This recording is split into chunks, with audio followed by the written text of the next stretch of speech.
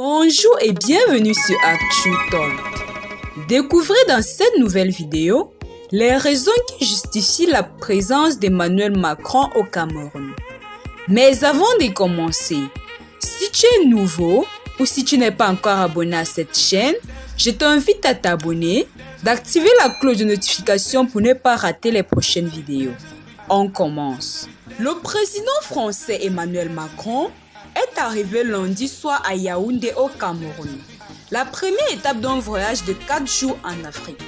Il y rencontrera son homologue Paul Biya, alors que l'Afrique est un continent très courtisé, notamment par la Russie. Début de la tournée africaine d'Emmanuel Macron. Le président français est arrivé hier soir lundi 25 juillet à Yaoundé pour sa première visite au Cameroun et en Afrique centrale, avec l'objectif de relancer les relations politiques et économiques entre les deux pays en perte de vitesse.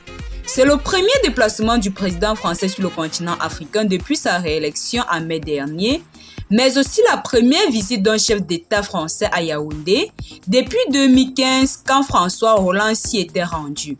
Emmanuel Macron a été accueilli vers 22h40 local, 23h40 à Paris à l'aéroport de Yaoundé par le Premier ministre camerounais Joseph Dion-Nguité avant une courte cérémonie protocolaire.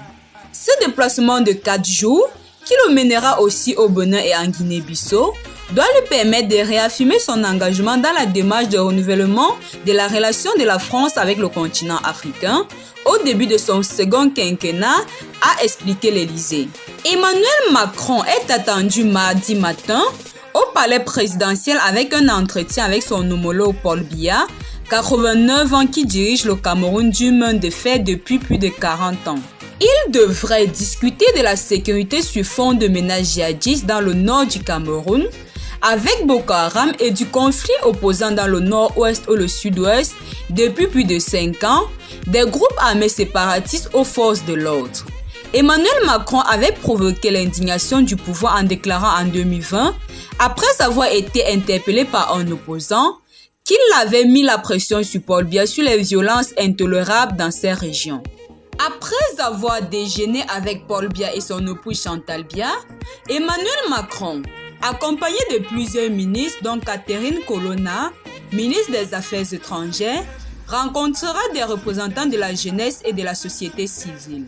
Il terminera la journée dans le village Noir, accueilli par l'ancien champion de tennis Yannick Noah, qui développe un centre de loisirs et d'éducation dans un quartier populaire de Yaoundé, où il vit plusieurs mois par an.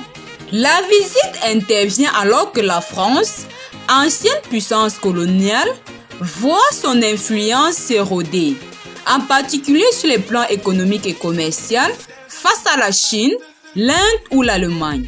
Les entreprises françaises ne pèsent plus qu'environ 10% de l'économie contre 40% dans les années 90. Le but de cette visite est également de nouer de nouveaux partenariats agricoles avec le Cameroun, première économie d'Afrique centrale alors qu'une crise alimentaire provoquée par la guerre en Ukraine menace le continent. L'enjeu est également stratégique. La Russie courtise le Cameroun. Les deux pays ont signé un accord de coopération militaire en avril dernier. Pensez-vous que les partenariats France-Afrique sont vraiment bénéfiques pour l'Afrique? Merci d'avoir regardé cette vidéo. N'oubliez surtout pas de répondre à cette question en zone de commentaires. Merci et à très bientôt pour de nouvelles vidéos. Ciao!